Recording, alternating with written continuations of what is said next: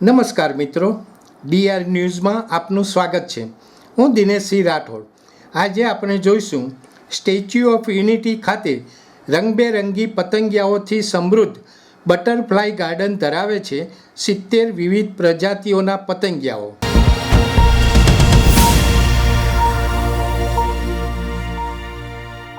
એકતાનગર સ્થિત statue of unity અને તેની આસપાસના સ્થળો આજે વિશ્વભરના પ્રવાસીઓ માટે આકર્ષણનું કેન્દ્ર છે. સ્ટેચ્યુ ઓફ યુનિટી ખાતે સતત નવા પ્રવાસન આકર્ષણો વિકસિત કરવામાં આવી રહ્યા છે, જે પ્રવાસીઓને એક સુખદ પ્રવાસનો અનુભવ આપે છે. મા નર્મદાના શાંત કિનારે આવું જ એક આહલાદક પ્રવાસન સ્થળ પ્રવાસીઓ માટે વિકસિત કરવામાં આવ્યું છે, બટરફ્લાય ગાર્ડન. આ ગાર્ડનમાં પ્રવાસીઓ વિવિધ પ્રજાતિના પતંગિયાઓને નિહાળી શકે છે. 10 એકરમાં ફેલાયેલા બટરફ્લાય ગાર્ડનમાં પતંગિયાઓની 70 વિવિધ પ્રજાતિઓ તેમજ પરાગરજકણો અને યજમાન છોડની 150 પ્રજાતિઓ આવેલી છે. આ પરાગરજકણો અને યજમાન છોડ પતંગિયાઓને પોષણ તેમજ તેમના ઈંડા મૂકવા માટેનું સ્થાન પ્રદાન કરે છે.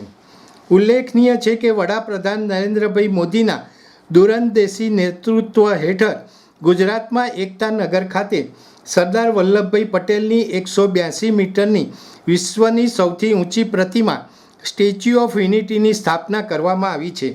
વડાપ્રધાને સ્ટેચ્યુ ઓફ યુનિટી અને તેની આસપાસના પરિસરને આકર્ષક પ્રવાસન સ્થળ તરીકે વિકસિત કરવાનું વિઝન આપ્યું છે, જે આજે સાકાર થયું છે.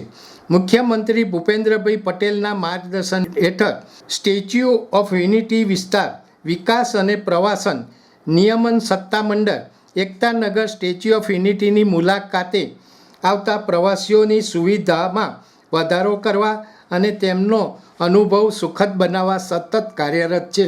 પતંગિયાની પ્રત્યેક પ્રજાતિનો પોતાનો એક યુનિક યજમાન છોડ હોય છે.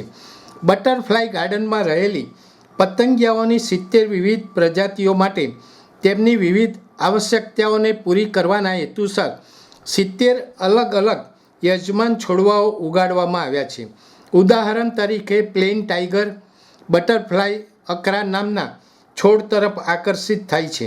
કોમન કો નામનું પતંગિયું કનેર છોડને પસંદ કરે છે. એવી જ રીતે લાઇમ બટરફ્લાય લીંબુડી પ્રત્યે આકર્ષિત થાય છે. બટરફ્લાય ગાર્ડનમાં પતંગિયાઓની વિવિધ 70 પ્રજાતિઓ પ્રવાસીઓને જોવા મળે છે, જેમાં common crow plain tiger, blue tiger, striped tiger, glassy tiger, mottled emigrant, lemon pansy, chocolate pansy, peacock pansy, common rose, crimson rose, black raja, Indian Jezebel, egg fly, painted lady, plain cupid, sunbeam, lime swallowtail, red Helen, blue Mormon, evening brown, red pierrot વગેરે જેવી પ્રજાતિઓનો સમાવેશ થાય છે. Butterfly ગાર્ડનમાં પ્રવાસીઓ પતંગિયાઓનું આખું જીવનચક્ર નિહાળી શકે છે. પતંગિયાઓનું જીવન ઈંડાથી શરૂ થાય છે, જેમાંથી થોડાક જ સમય પછી નાનકડી ઈયળ બહાર આવે છે. ઈયળ બહાર આવ્યા પછી ખાઉધરાની જેમ ખોરાક લે છે, ખૂબ જ ઝડપથી વૃદ્ધિ પામે છે અને પતંગિયામાં પરિવર્તિત થવા માટે તૈયાર થાય છે. ત્યારબાદ તે પ્યુપા તબક્કામાંથી પસાર થાય છે, એટલે કે રક્ષણાત્મક આવરણની અંદર એક ઉલ્લેખનીય પરિવર્તનમાંથી પસાર થાય છે. લગભગ 25 દિવસ પછી તેમાંથી એક સંપૂર્ણ પતંગિયું બનીને બહાર આવે છે. પતંગિયાનું આયુષ્ય 2 થી 4 અઠવાડિયાનું હોય છે, જે દરમિયાન તેઓ પરાગનયનની પ્રક્રિયામાં મહત્વપૂર્ણ ભૂમિકા ભજવે છે.